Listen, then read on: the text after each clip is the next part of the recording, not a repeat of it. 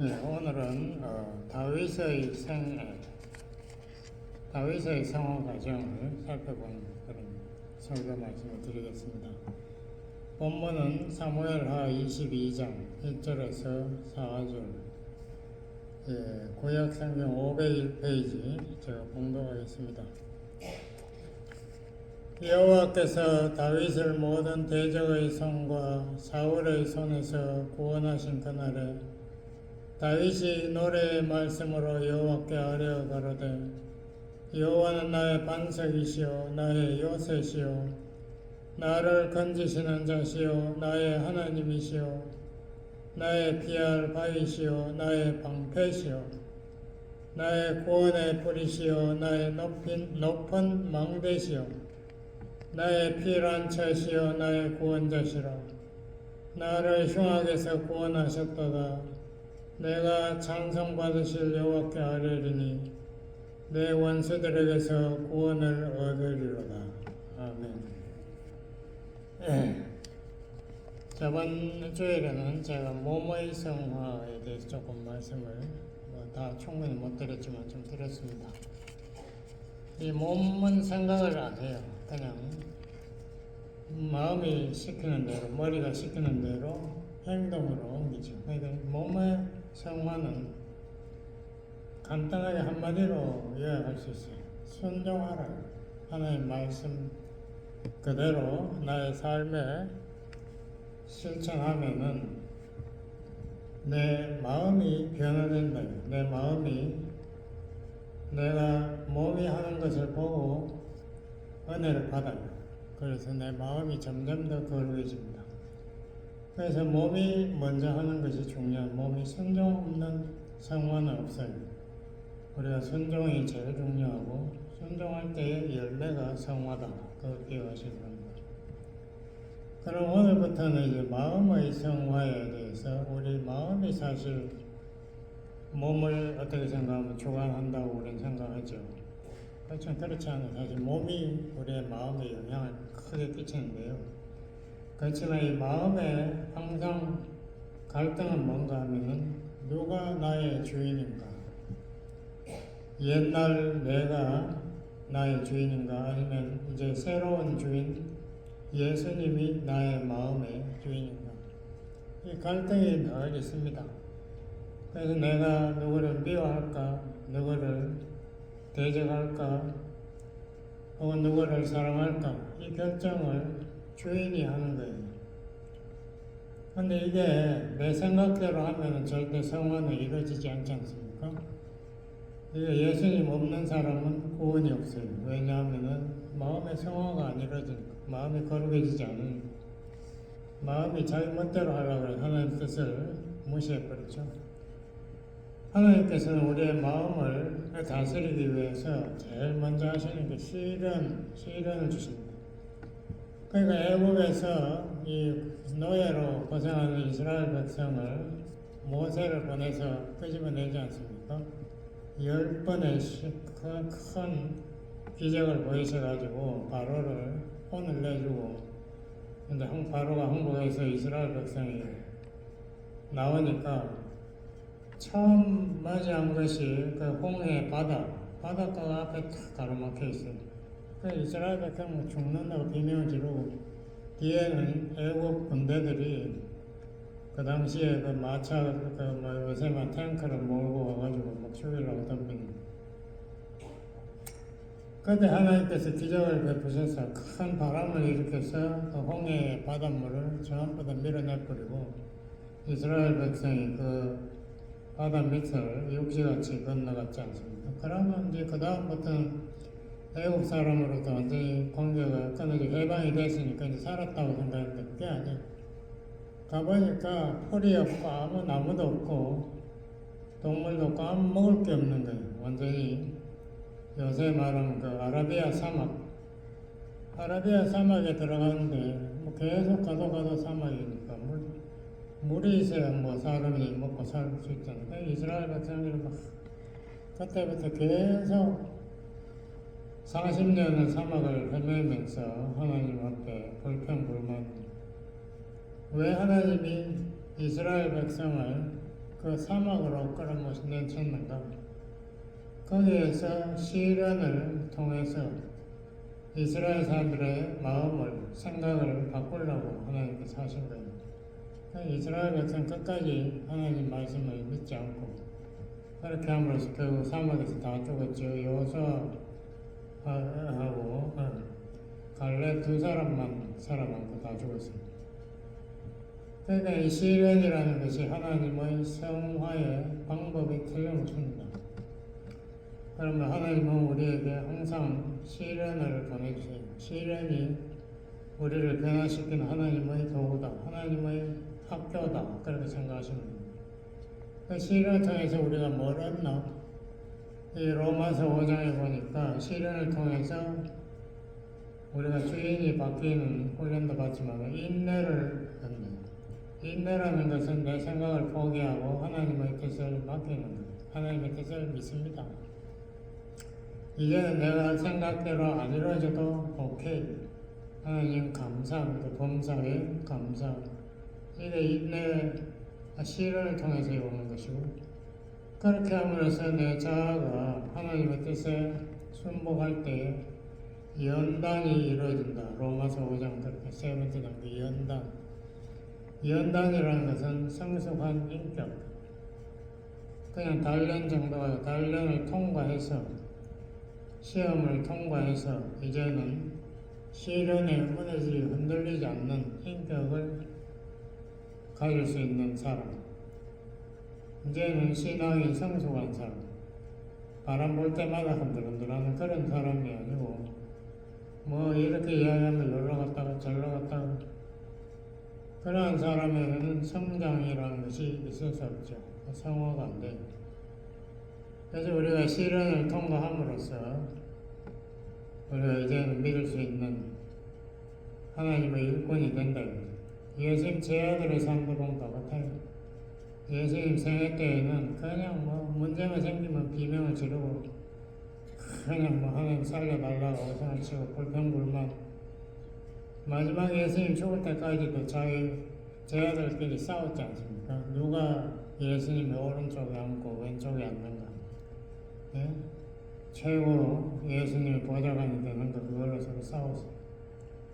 그런 제 아들이 이제 예수님의 죽음을 통해서 이제 정말 완전히 하나님 뜻에 순복하는 것을 보고 비로소 성령의 능력을 힘입어 변화되기 시작하는 것이 사도행전의 6장입니까?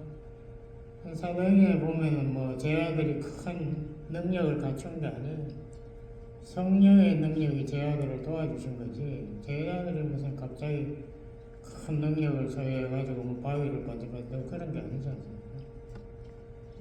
우리 인간의 마음이 하나님의 뜻으로 보장되어서 이제는 믿음이 이 반석같이 바탕에 탁 버텨질 때 그 다음에 우리가 참 하나님의 사역을 할 수 있는 사역자가 되는 거죠. 그래서 성화가 가장 중요한데요. 성화를 다윗은 어떻게 통과했는가 오늘 그 소개가 있습니다. 다윗의 생애는 파란만장이었어요. 어릴 때는 뭐 10대에는 나이가 많지도 않았을 때 목자가 돼가지고 짐승들과 싸웠습니다. 그러니까 팔레스타인 옛날에는 도시도 많지 않고 이렇게 숲이 많으니까 사자나 곰 이리들이 많았는가 봐요. 그래서 우리가 잘 아는 10편 23편에도 보면 여호와 나의 목자 부족함이 없다고 뭐 그렇게 노래했지만 사실 중간에 보면 그 목자의 지팡이와 막대기가 자기를 안위한다. 그러니까 이 지팡이는 자기를 인도하는 뭐 지팡이고 막대기는 이 짐승들을 쫓아내는 그 무기예요. 그러니까 이 목자라는 게 짐승과 싸우는 작업입니다. 거기서 생사를 다투고 다윗이 그런 말 했죠. 짐승들의 양새끼를 사자가 곰이 잡아먹으려고 할 때 그 입에서 자기가 그 새끼들을 끌어냈다고 그렇게 자기 죽음을 무릅쓰고 싸웠다. 그래서 이제 다윗이 이제 20대에는 비로소 이제 형들 점심 식사 갖다 주러 갔다가 골리앗이라는 그 블레셋의 큰 대장 최고 장수를 만났지 않습니까? 그러니까 이 다윗이 자기가 한 것은 목자밖에 안 되니 목자 때 돌팔매짓을 잘했으니까 그 돌팔매로 골리앗의 이 머리를 정통으로 맞춰가지고 골리앗이 말에 떨어지게 했어. 그 순식간에 다윗이 달려가가지고 골리앗의 칼을 빼내가지고 골리앗의 머리를 쳐서 골리앗을 쳐 죽이는 그런 용맹을 발휘했다 이거죠. 근데 그게 좋은 게 아니라 오히려 그 당시에 왕 사울에게 시기와 질투를 일으켰습니다.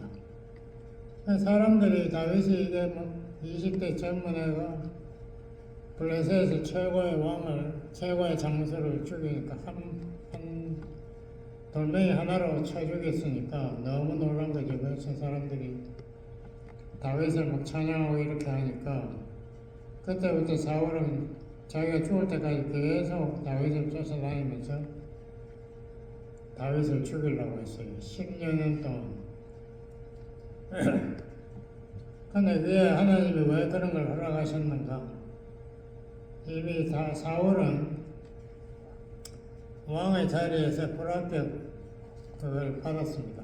그 당시 사무엘 제사장이 사울을 시키면 듣지 않아요. 자기 계산하고 자기 왕권을 유지하기 위해서 엉뚱한 짓을 막 하고 자기가 막 제사를 지내고 제사는 제사장이 지내는데 하여튼 뭐 그런 여러 가지 문제로 인해 사울은 이미 왕권에서 불합격이 됐는데 하나님이 이제 사울을 바꾸기 위해서 사무엘을 보냈는데 다윗의 집에 가지 않습니까? 다윗 형이 7명이나 있어요. 7명을 다 인터뷰했는데 전부 하나님 불합격이라거든요. 그래서 이제 뭐 이 집에 없네 이랬는데 사무엘이 그래도 물었어요. 이 집에 아들이 아직 남아있다는데 어떻게 된 거냐. 그러니까 이제 다윗의 아버지가 마지막에는 지금 양치느라고 저 교회에 나가 있어서 못 불렀다고 당장 데려오라 이렇게 돼가지고 이제 다윗이 들어오니까 아주 어린 나이인데도 하나님께서 다윗이 자기 마음에 든다라고 딱 하고 그래서 그때 벌써 20대 초기에 다윗에게 사무엘이 왕을 할 때 취임할 때 붓는 기름을 부어버립니다. 그래서 벌써 그때 다윗이 왕이 된 거지만은 사울이 벌써 살아있었으니까 다윗을 왕이라고 선포는 못하고 그냥 자기네들끼리 그렇게 알고 지나간 거죠. 그 후에 다윗은 자기를 추격하는 사울이 군인들 뭐 수천 명을 데리고 자기를 이스라엘 그 좁은 땅에서 사방을 찾아다니니까 몇 번이나 죽을 뻔하다가 간신히 이제 목숨을 유지하고 있는데 결국 블레셋이 이제 길보아라는 곳에서 대군을 끌고 와서 이제 이스라엘 멸망시켜 버리겠다. 그게 사울도 이제 자기 가족과 다 함께 온 이스라엘을 모아서 전투를 크게 벌였는데 길보아 전투에서 사울의 가족이 전멸했죠. 다 죽었어요. 사울도 죽고 그 후에 이제 다윗이 비로소 이제 유다 민족의 일부 다윗이 유다 족속이니까 유다 족속의 일부를 모아가지고 나라를 세우고 사울의 아들을 그 사울의 아들의 나라가 유지하려고 했지만 결국은 무너지고 다윗이 이제 나라를 통일하게 되고 법궤 하나님의 언약궤를 예루살렘으로 이제 옮기고 이렇게 했는데 하나님께서 다윗에게 언약을 세워주셨습니다. 다윗 언약이 성경에 굉장히 중요한데요. 모세의 율법 언약 못지않게 중요해요. 다윗 언약은 핵심의 내용이 뭔가 앞으로 다윗의 후손에서 구세주 이 인간들을 죄에서 구원할 구세주인 메시아가 온다. 그 메시아가 나라를 세우는데, 메시아 나라를 세우면 하나님의 백성들이 그 메시아 나라에서 영원토록 왕노릇하게 된다는 그런 다윗 언약을 세웠습니다.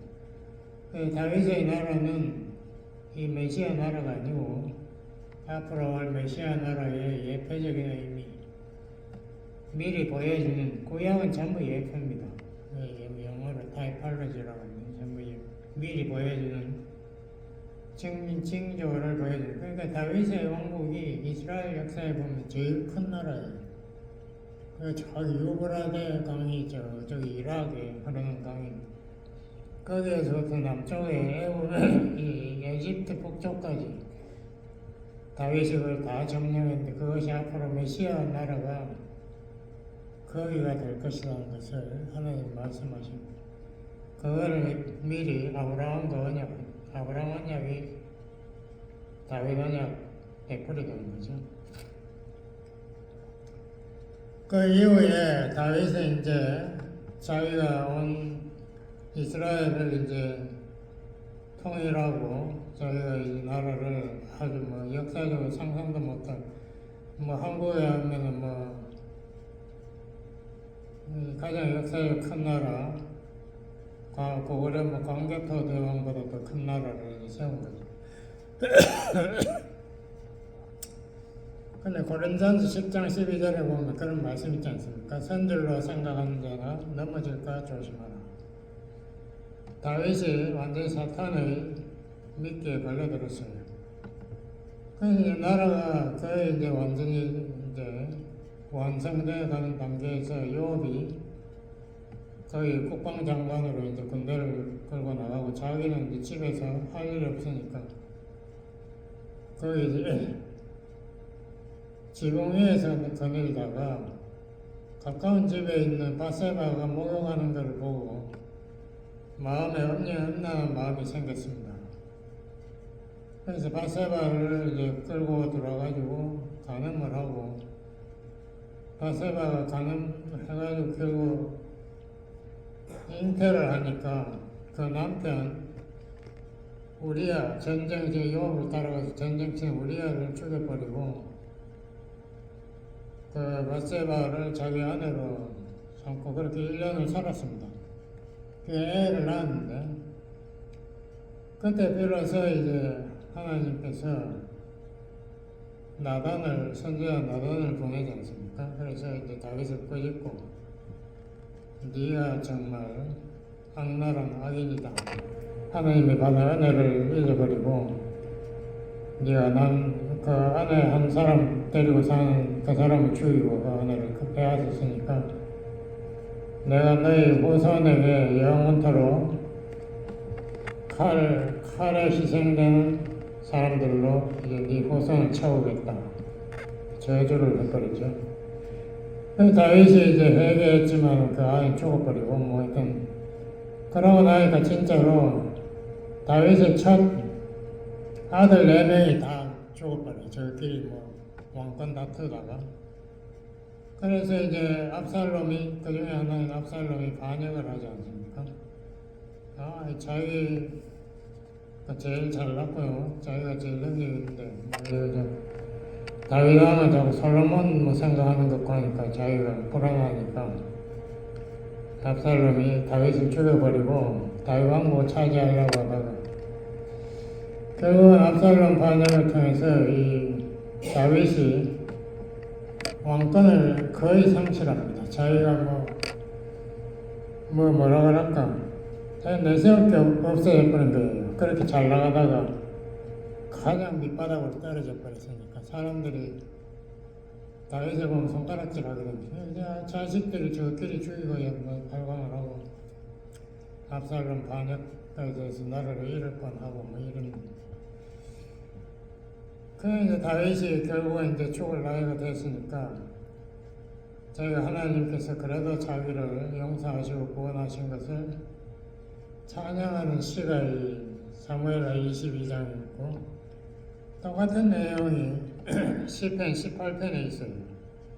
성경은 같은 내용이 거의 없는데 여기 보면 또 같은 내용은 두 번이 반복되어 있더라고요. 근데 여기 읽어보면 참 기가 막히는 내용이 나와 있습니다. 제가 표고에도 보고 조그만 일부를 제가 적었거든요. 금주의 말씀. 다윗이 자기 이야기를 하는, 다윗이 처음에는 목자였지만 나중에 군인이었어요. 군인으로서 사울을 위해서 블레셋과 여러 번 싸우고 나중에 왕이 됐으면서 또 나가서 군인으로서 군대를 지휘하고 싸웠어요. 근데 금주의 말씀 사무엘하 22장에 보면 내가 주를 의뢰하고 적군을 향해 달리며, 그러니까 옛날에 팔레스타인에 말이 있었겠어요? 말 탄다는 이야기는 없잖아요. 그러니까 그냥 싸울 때는 서로 달려나가서 싸우는 거예요. 그러니까 적군을 향해서 장군이 제일 앞서 달려가는 거죠. 내 하나님을 의지하고 성벽을 뛰어넘나이다. 성벽이 아무리 낮아도 그걸 뛰어넘을 수 있나요? 그럼 그 성벽이 아니지, 뛰어넘을. 이 다윗이 얼마나 용기 대단한 사람입니까? 성벽을 자기가 앞장서서 뛰어넘는다. 대단한 사람. 여호와의 왜 누가 하나님이요? 우리 하나님 왜 누가 바위냐? 하나님을 믿으니까 이렇게 용기가 생겼다. 그가 내 손을 가르쳐 싸우게 하신 내 팔이 활을 당기더라. 옛날에 이렇게 TV 같은 데 보면은 옛날 사람들이 노스로 만든 활을 당기고 이런 게 나와요. 주몽 같은 데도 보면은, 드라마에 보면은 주몽이 그 옛날에 뭐라 그러나 하여튼 그 활을 자기가 이제 왕이 될 사람이라는 것을 보여주려고 아무도 못 당기는 그 활을 자기가 당겨가지고 활을 부러뜨립니다. 그런 게 그게 참말인지 어떤지 모르지만 하여튼 여기에도 그 비슷한 말이 나와요. 놋활을 당긴다. 놋활을 누가 당깁니까? 놋이 얼마나 단단한데.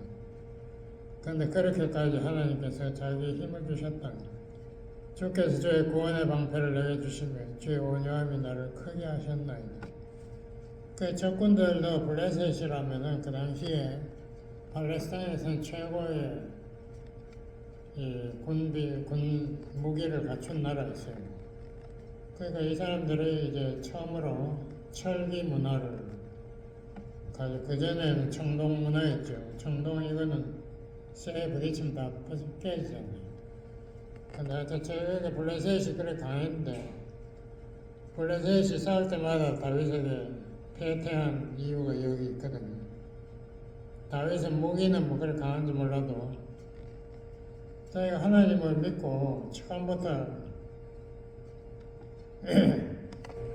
골리앗을 돌멩이로 쳐주겠는데, 그런 믿음의 사람이 이거 힘이 좋다는 게 아니라 믿음이 그렇게 확신을 가지고 자기의 맡은 일을 주저하지 않고 앞서야 했다.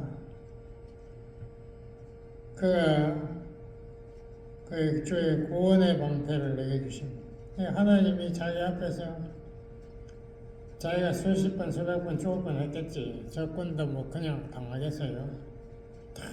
다윗을 향해 집중적으로 창을 던지고 있을 건데, 하나님께서 그 방패로 나를 막아주시고, 주의 온유함이 나를 크게 하셨나이다. 또 거기에서 싸울 때에 사람 관계라는 게 복잡하지 않습니까? 그러니까 다른 사람이 시기 질투하면은 다윗이 견딜 수 없죠. 근데 자기가 사울에게 죽임 당하고 하고 이런 모든 것이 하나님의 온유함으로 내가 살아남았다는 거예요. 이게 참 중요한 말입니다. 다윗이 자기 힘이 좋았다든가 자기가 민첩했다 이런 게 아니고, 자기가 온유한 사람, 하나님의 도움으로 온유한 사람이 되었다. 그래야 백성들이 따를 거 아닙니까? 다윗은 그런 사람이었다. 다윗의 인격이 우리가 시편을 봐도 많이 다윗이 쓴 건데 시편을 보면 거의 내용이 참 대단하거든요. 그냥 그 다윗의 그 인격이 얼마나 겸손하고 사람이 믿음의 사람이 책임감 강하고 하나님 뜻을 위해서 자기의 모든 것을 바치는 그런 사람입니다. 그러니까 이 사람이 사울을 2번이나 죽일 기회가 있었어요. 사울이 따라올 때. 한 번은 동굴에 이렇게 숨어 있는데 동굴에 사울이 들어와서 이제 대변을 누르라고 이렇게 합니다. 다윗 머리들은 그 동굴 더 깊은 데 있다가 나와보니까 사울이 혼자서 그 대변 누고 있거든요.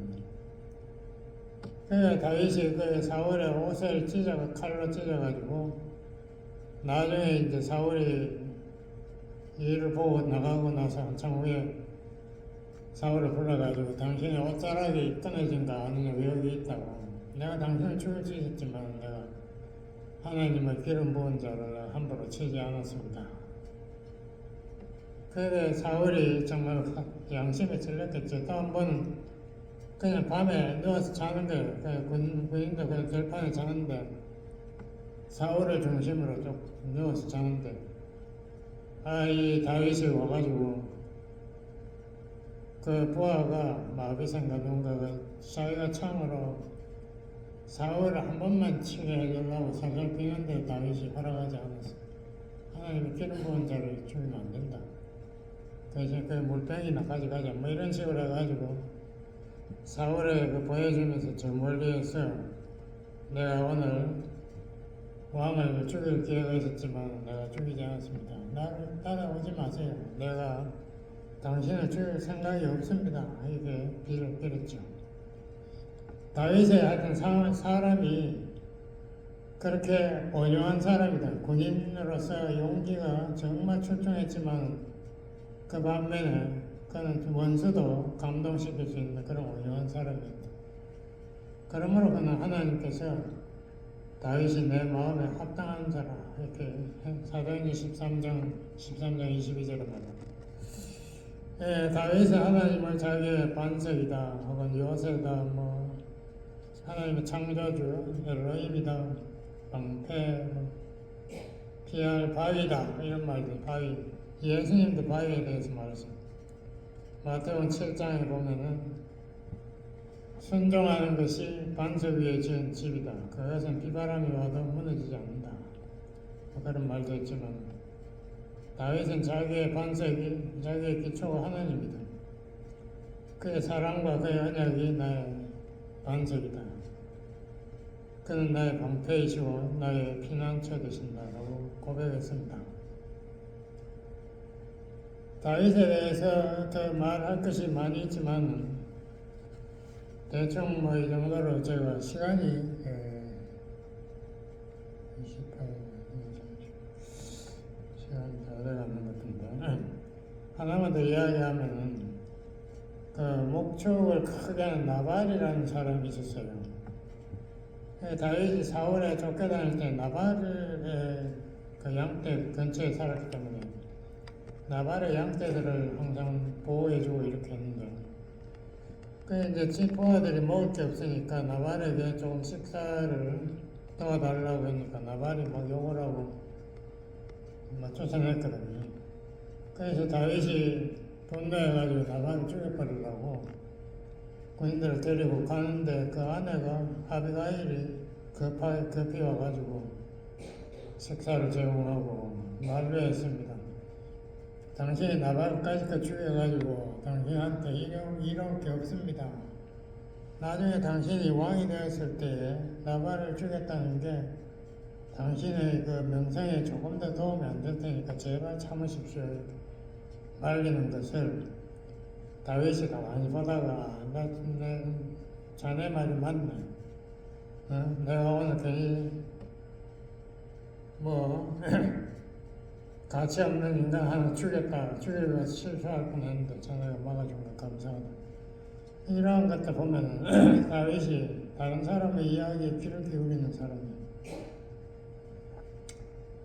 자기가 마지막에 죽을 때에도 그 군대 장관 요압이 상대방, 그러니까 사울의 아들들의 군대 장관들, 아브넬도 있었고, 또 아마사라는 사람이 있었는데, 그 사람들을 다윗이 친하게 지내가지고, 그 사람들 다 포용해버렸어요.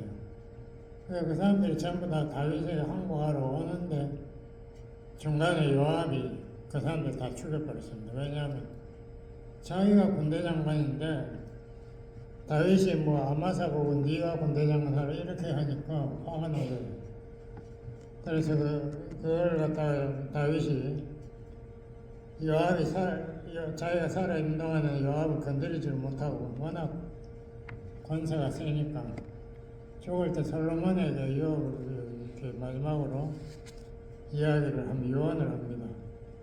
저 요압이 나를 위해서 충성을 많이 했지만 지가 함부로 한 그것을 네가 책임지고 저사를 심판해라 이렇게 해가지고 솔로몬 요압을 죽여버리죠. 그렇게 해서 이 모든 것을 공평하게 그때 뭐 다윗이 그런 거 그냥 넘어갈 수 있죠. 요압이 한 일이 얼마나 많습니까. 그렇지만 다윗이 공평정대하게 하나님의 나라를 위해서 자기의 계산을 하지 않고 정말 신실하게 하나님의 뜻을 잘 실천했습니다. 그렇게 해서 다윗이 하나님 마음에 합당한 메시아의 조상이 되는데 그 성화 과정이라는 것이 결코 쉬운 것이 아니었습니다. 지금도 이스라엘 거기 사해 근처에 가면 거기 산이 있는데 거기에 동굴이 그렇게 많대요. 그러니까 동굴이 그렇게 많으니까 요새 하마스 애들이 그 동굴 같은데 그렇게 단굴도 팔지만 동굴에 들어가서 사는 거예요. 그 이스라엘은 폭격해도 죽지가 않아. 그 안에 너무 동굴이 많으니까. 그 다윗이 그런 데 살았던 그런 사람이에요. 그만큼 고생하면서도 그 사람이 쓴 시편을 한번 읽어보세요. 얼마나 사람이 신실하고 하나님에 대한 믿음이 정말 불변의 사람이에요. 이것을 기억하시고 우리가 다윗의 삶을 본받아야 되겠습니다. 다 같이 기도하시겠습니다. 하나님, 다윗이 정말 어떻게 생각하면 너무 억울하고 자기가 한 것은 이스라엘을 위해 충성한 것밖에 없는데도 사울이 끝까지 자기를 죽이려고 따라하는 그런 삶 속에서도 이스라엘을 위해서 마지막까지 충성한 다윗, 그를 우리가 생각하고 우리도 우리의 삶에 정말 하나님을 위해서 끝까지 충성한 신실한 일꾼들, 다 충성된 일꾼들 다 되도록 축복해 주세요. 예수님 이름으로 기도드렸습니다. 아멘.